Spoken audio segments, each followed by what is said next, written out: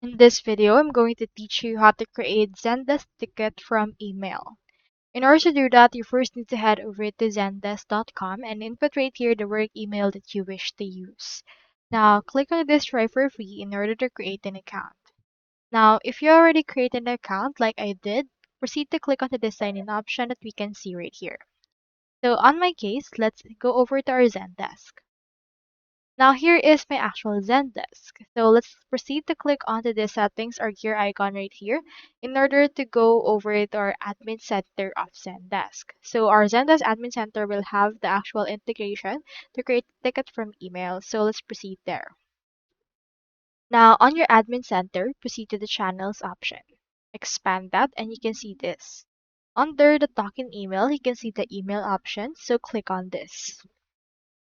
Once you're in there, next thing you need to do is you just need to actually add a support address that will actually entail onto your actual email.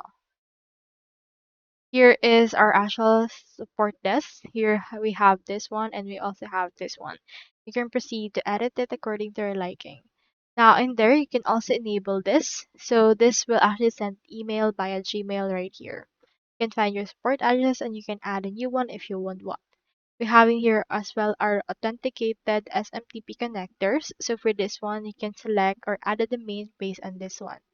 So you can also update wildcards, enable some things like custom domains and the likes. You need to make sure to select the connection method that you want, which is the Gmail connection method.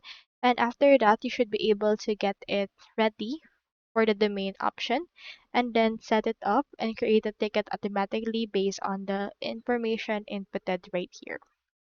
So that's all there is today and I hope this video actually helped you out.